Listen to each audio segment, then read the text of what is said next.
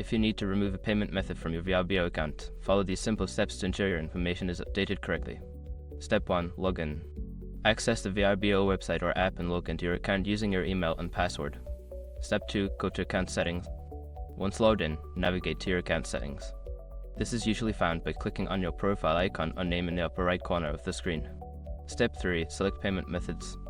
In the Account Settings menu, look for an option labeled Payment Methods or Billing. Click on this option to view your saved payment methods. Step 4. Choose Payment Method to remove. Find the payment method you wish to remove. There should be an option next to it to edit or delete the payment method. Step 5. Confirm removal.